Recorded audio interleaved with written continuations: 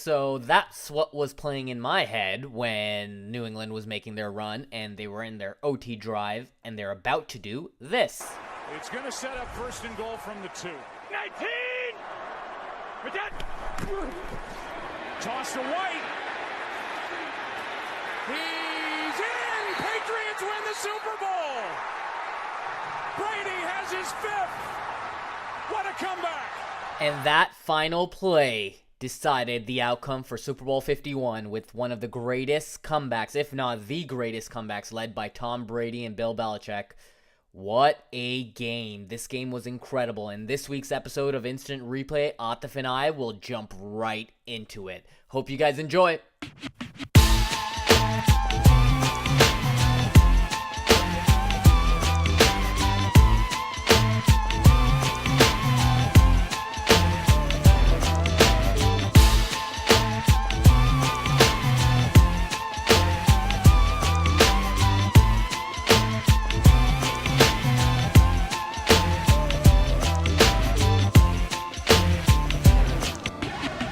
Alrighty, we are live. What a Sunday. Let's just say that. What a Sunday.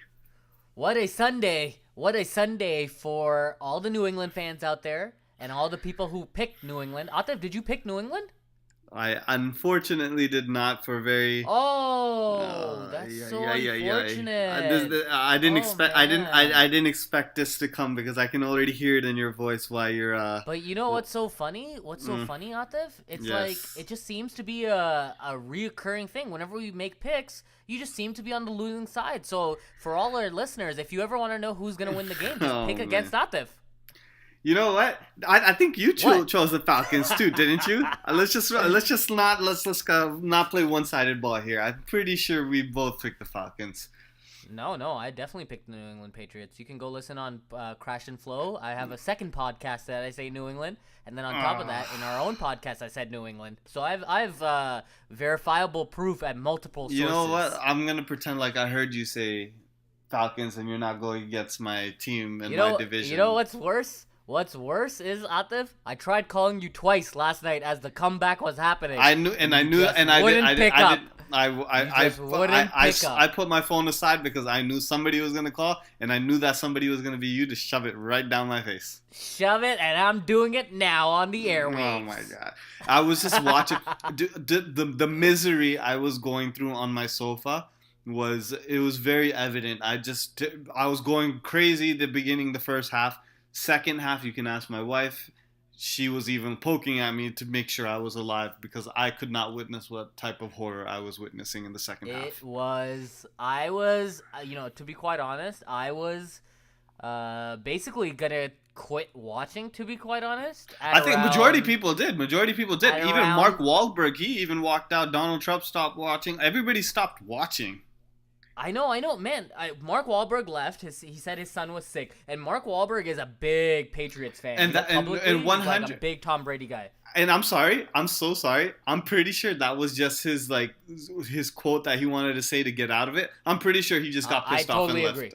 I think he got pissed off and left too. And on top of that, so we went over to my wife's house, right? And all of us gathered there to watch, the whole family. Yeah. And so when we get there, there's other Super Bowl parties happening on the same street. So the whole road is just parked with cars. And I'm same talking thing down here, like the whole road. I'm talking like 30, 40, 50 cars just lined up around the block. Yeah. Completely like someone's watching. And then by the time, so I was basically getting up to leave around, the third quarter mark. I look outside the window. Yeah. I look outside the window, and this is when they did the field goal to go from 9 points to 12.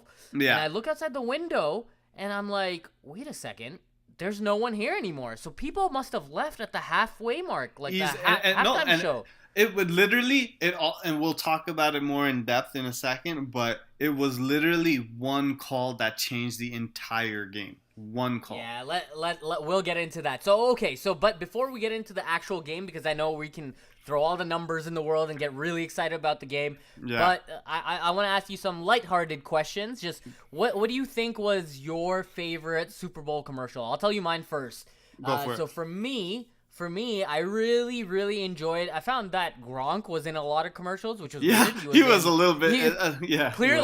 clearly he had all the free time in the world because he wasn't practicing at all because of his injury. Not and one so bit. he was in the Tide commercial with ripping off the sleeves. You remember that? And he was also in the T-Mobile commercial with Justin Bieber and Terrell. He was every time the commercial came on, he was in a commercial. So I just remember him in different costumes throughout the night. Yeah, it's so funny, man. That guy had too much time on his hand. 100%. But I personally, and this may not be like a commercial. One, I respected the Airbnb commercial. I don't know if you had a chance to see that. Everybody with a heart is gonna say Airbnb's commercial was probably like For the sure. highlight. It had like the deepest meaning, and like all these tech companies and stuff. So speaking out right now, so that had the deepest meaning for me. I really also enjoyed.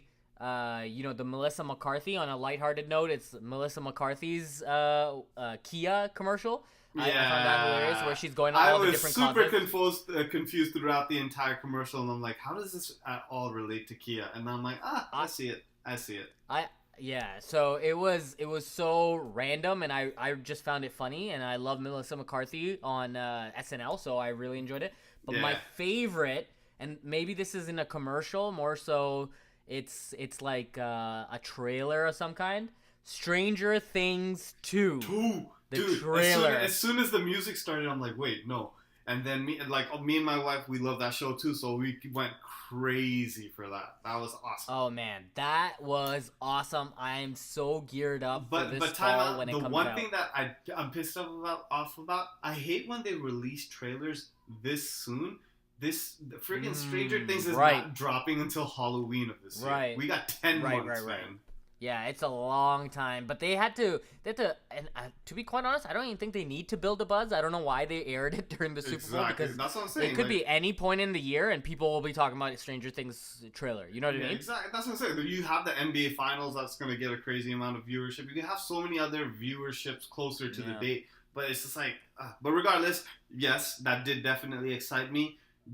Another trailer that excited me was Guardians of the Galaxy 2. Baby Groot, let's go. Yep, Volume 2. Let's. It looks awesome, man. I'm so excited for all these movies to come out. I think that's the one thing about the Super Bowl. Everyone holds their movie commercials, and then they all release at once, and you're like, oh man, this looks awesome. But my I don't know, like one thing I kind of like to do after and during the Super Bowl is they play all these commercials, and obviously you take bathroom breaks and everything. You miss some, and I think this might have been a Super Bowl commercial for more so for the New England area. But your viewers can go ahead and or listeners. Oh, sorry, I know which one you're talking about already. The Shields commercial, the sonogram, that sonogram, or that medical imaging commercial was probably the funniest commercial, because check this out. They called the championship before the championship even happened. Yeah, they had Tom Brady came in basically to get. So I'm just gonna kind of voice the commercial because I'm pretty sure a lot of people didn't see it. Yeah. Well, what happens was they call on Tom Brady to get a scan, and they're like, "You need to remove all your metal," and he has 4 rings, and we already know he has already won 4 Super Bowls. And then out of nowhere, the nurse is like, "Is that everything?" And then he's like, "Actually, you know what? I got a new one." He pulls out the 5th ring before the end of the game. So I'm just going to pull that out there. That was pretty confident on New England part. Did I enjoy it? That was really cool. And then on top of that, did you see the whole wordplay in that commercial where she goes, "Okay, I think they'll be safe here," and then he goes, "Roger that," like Roger Goodell, Roger that. Oh, dude, I didn't even realize that one. Oh, it was a shot, man. It was a shot in the gut to Roger Goodell. Yeah, and then another shot was handing him the NFL MVP trophy too, man. Woo! Oh yeah, I watched that too in the post, and Tom Brady had the biggest. He's not a guy that I would attribute to the happiest guy in the world, but when he got that. He was basking in that moment. That was basking. The most natural smile I've ever seen. He was relishing it. He loved it. He loved every ounce of it. Every ounce of the fakeness on Roger Goodell. He loved every second of the pain that man was feeling. Totally. So I found that hilarious. I found all the commercials to be really, really funny. And so, I totally agree with you, man. I actually forgot about that commercial, but that is definitely the funniest commercial. For sure. 100%. But Yes. funny things aside, something crazy happened during what the commercials were airing for the Super Bowl. Let's talk. What happened? What happened? What happened? Huh? You want to tell me? The greatest, and like strictly speaking, objectively, this was the greatest Super Bowl in the history of Super Bowls. 100%. I don't think would anybody agree can. with you. I can't. I don't think anybody can disagree with that. I would totally agree with you. I don't think I've ever seen a Super Bowl where a team has been so. Firstly, there's never been a Super Bowl where a team has been able to come back from a 14-point deficit, let alone a 25-point deficit in the second quarter, which they were at 28-3. That's unreal, right? Like, that's unbelievable. I want you to listen to this statistic. This was so crazy, and I'm pretty sure this is during the time where everybody in the stands was walking away. Everybody was turning off the game. They're changing the channel, saying this is a boring Super Bowl. Right here, the Falcons' win probability was 99.6% after Steven Gostkowski, their field goal kicker, made that 33-yard field goal with 9 minutes left. Wow. That it was a 99.6% chance of them winning, and that was in the fourth quarter. So the fact that this game completely turned around in the fourth quarter that much is insanity. Well, it's insane. Firstly, it was insane. Let's not get into the plays yet, but it was insane to actually see a team not give up in general, big picture, from being so down and come back and actually take it to OT and win. You know what I mean? Like, exactly. You're 100%. You're right, and that's where the Super Bowl experience comes into play. The Falcons just completely gassed themselves out, but the Patriots have done this rodeo 7 times at this point, so they know the work that puts in. The game is not over until the clock strikes 0, like straight. So up. let me ask you this general question. In your opinion, do you think it's more of Atlanta? I don't like using this word, but let's say it. Choking, or do you think it's more of Tom Brady being as great as he is? Tom Brady being as great as he is. Can you look at his stat line and tell me how that is not greatness? And that's how you spell GOAT, setting records in the Super Bowl, not just in he's season wise. Yes, he has records, but in the grandest stage of the sport, this man was setting records to make sure he secured that win. 466 yards.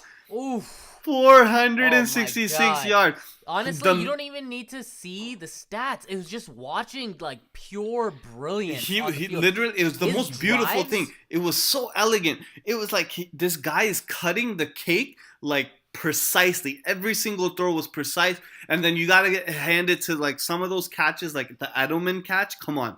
Oh man, let's get into that catch. Honestly, we've seen Brady unfortunately be on the other side where, the New York Giants had the catch. Yeah. With the helmet, we saw that catch happen, but clearly this was obviously in favor, and I don't know what it was, but the football gods were smiling down on these guys, on the New England Patriots, and clearly that was unbelievable.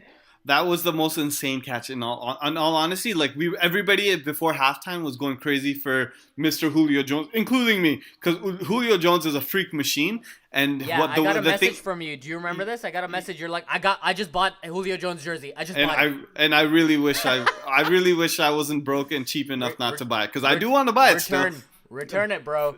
But oh my god, Julio Jones, he was catching like no tomorrow, but then Edelman just completely destroyed that game by making that catch. Literally 1 inch from the ground, he scooped it up. He caught it twice in one play. I couldn't agree with you more. I think it was less than 1 inch, to be quite honest. It was unreal. It firstly gets tipped up. I thought it was going to be intercepted right there. And then it bounces off the defender's foot. He had two corners. He catches it. Oh my then lets go. Then he catches it again. Two corners and a safety. Two corners and a safety are there. He still remained focused. That's a Super Bowl team right there. No matter what the hell's happening, that man was focused. Yeah. So what do you think, Atif, was, in your opinion, the play that I know you mentioned earlier, the play that you thought basically screwed up the Atlanta Falcons in general?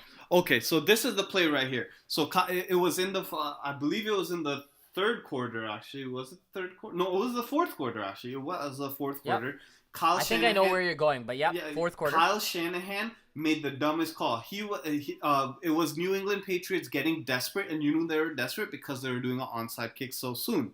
So they were they played the onside kick, and I think Falcons ended up on the New England 40, 30-yard line, somewhere around there. And then the next play, they got called for holding. They were still, typical, and then remembering that, the Falcons have the best kicker in the game right now, Matt Bryant. So they were in field goal range, technically. Then they got the holding, still pushed it back. So they were borderline field goal range.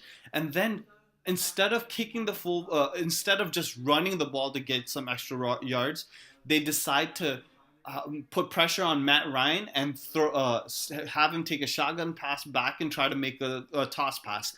Worst decision ever. Worst decision ever, because that ended up being a 15-yard loss.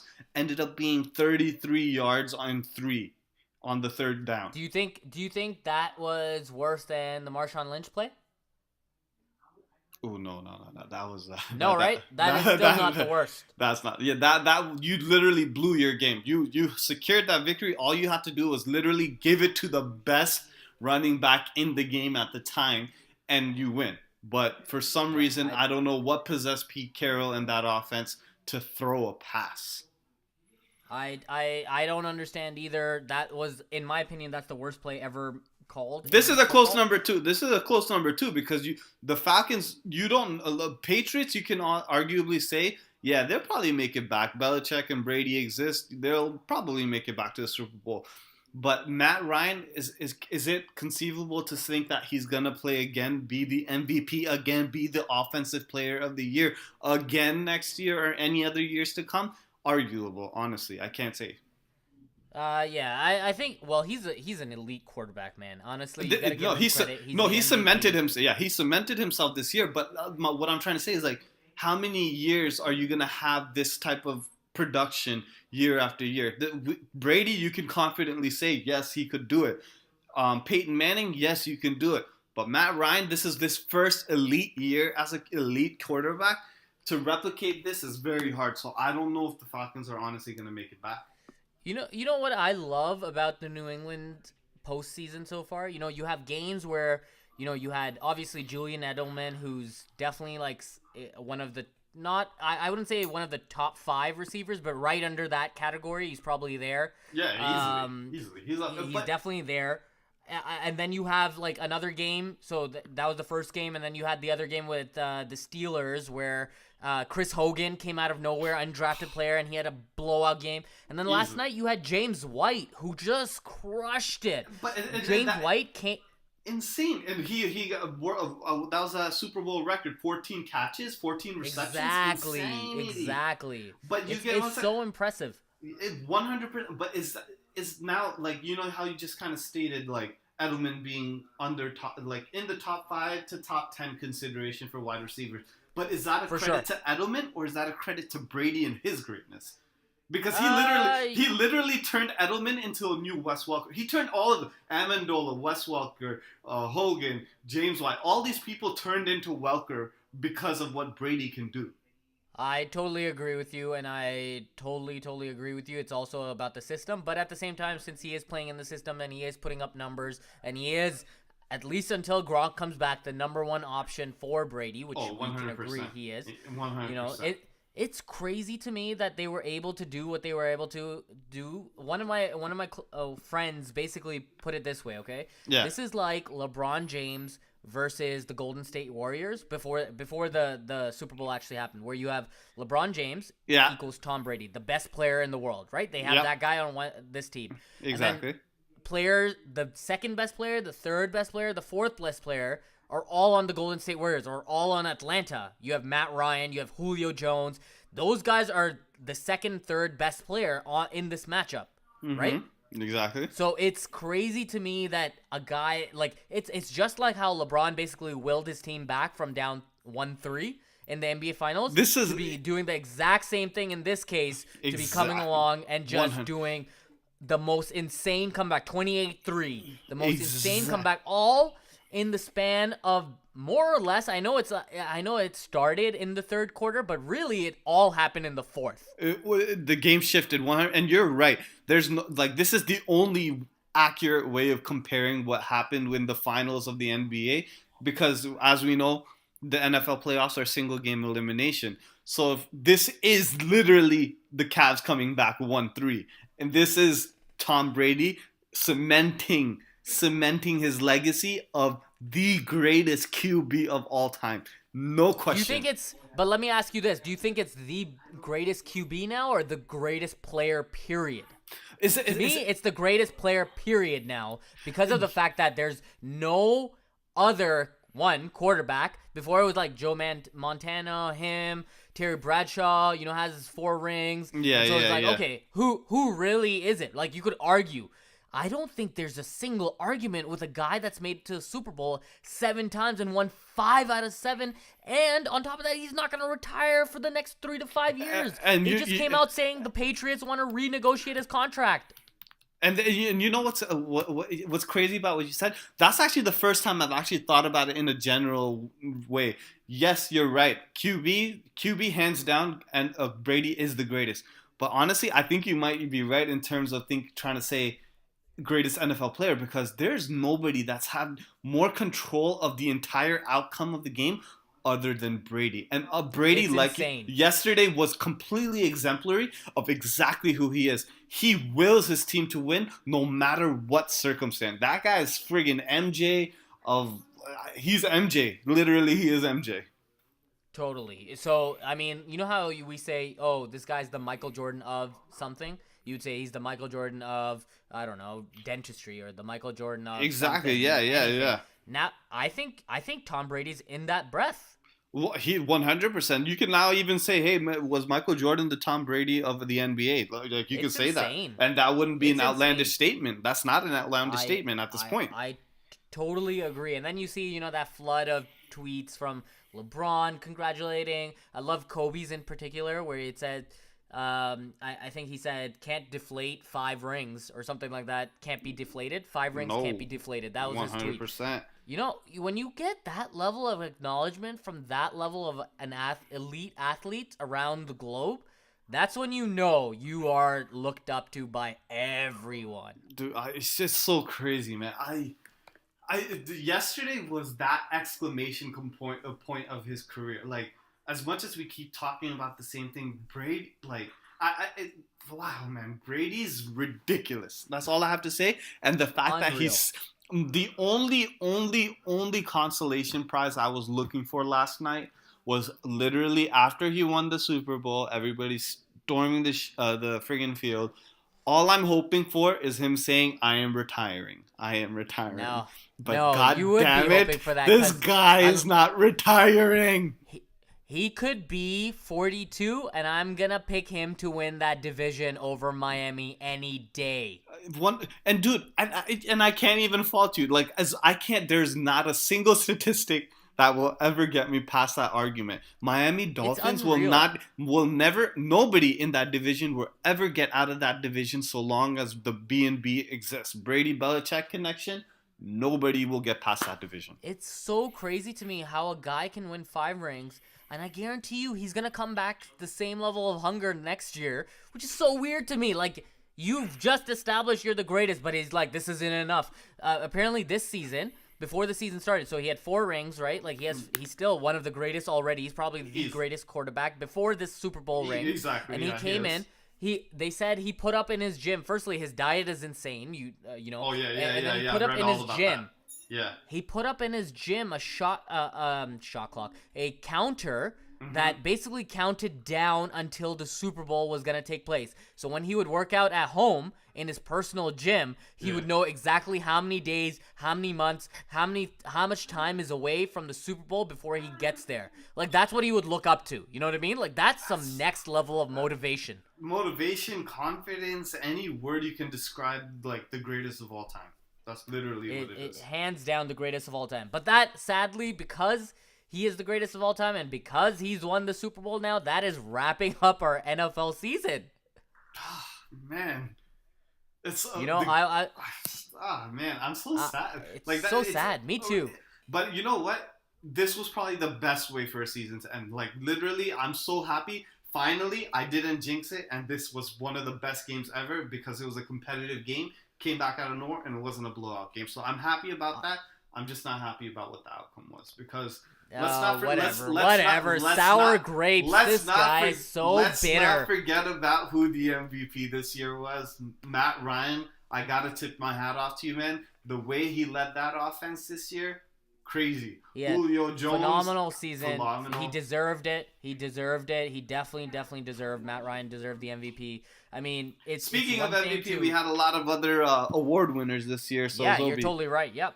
Yeah, so you know, in terms of the offensive rookie of the year, no surprise here. Actually, I no. I don't know about no surprise. That is surprising to me. Dak Prescott won. I thought Ezekiel Elliott should have won over Dak Prescott, but I don't know what you think. What do you think, Atif? You know what? It's such a hard decision to make because both of these guys would not have been where they are without the O-line. But in terms of natural ability to be amazing, I really feel like anybody behind the O-line of Dallas would have done amazing as a QB. Not amazing, but good. And yes, Dak Prescott did amazing. But Zeke also had yards to gain after he got past the O-line. So I honestly felt like that Zeke was shoulders and a head above the rest in terms of getting the offensive player rookie of the year. But I guess they gave it to Prescott. And I'm not going to fault them for it because he did do amazing things as well with his arm. I just felt like Zeke was shouldering more of the burden on all the W's they got, so I felt that Zeke should have gotten it. I agree with you. I thought Zeke should have deserved it. He also led the league with the yards for rushing, so it's unbelievable. He had about 1,600 yards, and for a rookie to lead the league, that's saying something. Okay, 100%. On top of that, then we had Jordy Nelson for comeback player of the year. So I had no argument. This guy comes back from a terrible ACL tear to being one of the top producing for Mr. Rogers himself, and this guy's still you got a double coverage Jordy Nelson. Likewise, I totally agree with you. ACLs are near impossible to come back from, but you know, he still had the speed. He still was able to do crazy things, and on top of that, I give him a lot of props for playing against the Atlanta Falcons in the championship with the broken ribs, the fractured ribs. Yeah, man, that guy crazy. So I give him a lot of props. He has a lot of heart. You can't hate on him for anything. Coach of the year, Jason Garrett. I want to hear what you say. I want to hear you. I'm not a big fan of Jason Garrett, so I will never be impressed by this kind of selection. I personally think the Oakland Raiders coach should have gotten it. Thank you. Somebody actually understands this. Somebody actually understands this. I totally do not agree with the fact that Jason Garrett gets it because of the fact that he's blessed with rookies, but I guess they're giving him credit because they are rookies.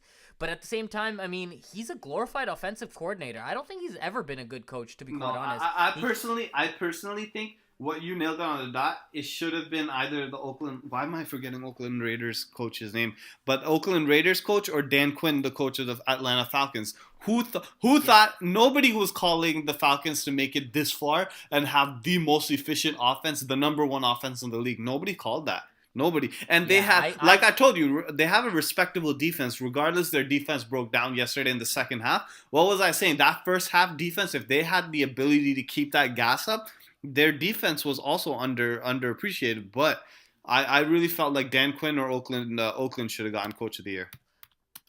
Dan Quinn definitely deserved it, or Jack Del Rio was the Jack Del Rio. Why am I forgetting? Del Rio. He definitely deserved it as well. And so yeah, that's a no-brainer for me in terms of who should have gotten the Coach of the Year. Definitely not. Speaking of the Raiders, Defensive Player of the Year. He's a beast. He's a beast, man. That guy's a freak of nature, dude. Freak of nature. I would be terrified anytime I see freaking Khalil Mack coming off the edge as a rusher. I'm terrified for my life what this man is going to do to me. You know what's funny? And maybe, Atif, you know where this guy is at. So the big debate was in the draft when he got drafted was whether Jadeveon Clowney or... You remember Jadeveon Clowney, obviously, of course. USC. Yeah, versus, he did finally had a good producing year this year. Yeah, Wait. he had a good producing year, but I mean, who's produced so far between Khalil Mack and Jadeveon Clowney, right? Like it's a no-brainer. Khalil Mack. And so there was, I think it was Mike Mayock that basically made the prediction because Khalil Mack wasn't coming out of a big school, unlike Jadeveon coming out of USC, which is a huge school. He was coming out of University of Buffalo, right? Which is exactly. It's not necessarily the same division and it's not same conference, and so it's not the same level of competition. So they didn't consider him that big of a pick compared to obviously Jadeveon Clowney, who was a monster in college. Yeah. But I think it's completely obvious who the better player is at this point. Khalil Mack. I'm just gonna put this out there. Great things come out of Fort Pierce, Florida. Just gonna put that out there. Oh boy. Okay. Why do you say that? You ask. I'm so happy you asked that question. I'm not asking. I was also born in Fort Pierce, Florida. Just putting it out there. There. Khalil Mack, and the greatest defensive player of the year, and Atif Majid, both born in Fort Pierce. Gonna put that out there. Great things come out of there. I feel like Atif Majid's about to say his traditional line. Basically, I taught him what he knows. Literally, Cristiano Ronaldo is where he is because of me. Khalil Mack, might as well just say thank you as well. Oh God. Okay. And let's not forget where your soccer skills came from, Mr. Nukvi. Just putting that out there, listeners. Oh my God. I am now telling you all. I taught everything. Oh my God! You're telling our listeners lies, just feeding them lies. Just gonna put that out there. Oh well, you know what? Like that's what we have, man. Overall, I think that's what we have for the NFL season. I'm kind of sad, man. I'm hoping something big happens in the off season. That gets us excited, and do you have an early pick for next season, Atif? Patriots. AFC, NFC. Patriots. So, you're picking the Patriots despite Miami? Okay, cool. Patriots and Raiders. I think Tom Brady really opened your eyes this time.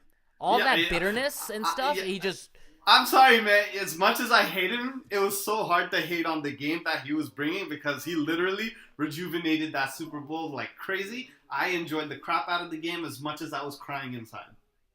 Yeah, I couldn't agree with you more. It was pretty epic Super Bowl. And so who's your NFC pick early on? Again, I'm not going to hold you to this pick right now. I'm just letting you pick now. Let me think about this. NFC. I'm going to pick the Dallas Cowboys. Really? I don't think Dallas makes it. I obviously picked the Patriots on one end. And the other end, I'm going to be picking, this would be my dream matchup. Green Bay Packers. What? That would be my dream matchup. Yeah, really? Aaron Rodgers versus Tom Brady. Let's do it. Are you kidding me? That is the matchup to watch. That is the matchup for ages. Yeah, that would be an amazing matchup, of course. But do you really think Green Bay is going to make it there? You never know. I mean, they made it pretty far, and I didn't expect them to make it this far. That's true. That is also true. Yeah, you're right. Aaron Rodgers, you got to understand, Aaron Rodgers is just a tad. I get it. He doesn't have all the resume like Brady, but skill-wise, I personally love Aaron Rodgers. And he has one thing. He has one. Get out of the pocket. He has that one thing that Brady doesn't. Brady is by far the greatest pocket passer. He is the greatest quarterback. 100%. But Rodgers' ability to get out of the pocket and be immobile and throw off of one foot. Wow, ridiculous. I feel like if he gets some help on the defensive side of the ball, I think they'll make the Super Bowl. So that's my only complaint against the Green Bay Packers. Their defense has to really hold up and help that offense out a little bit. Yeah, so hopefully that happens next year. We'll see how it pans out, but unfortunately for us, that's it for football for the time being. Hopefully there's some big trades in the offseason, but other than that, we will be shifting our focus to all the other amazing sports out there in the sports. Let's do this, baby. Till next time, guys. Peace.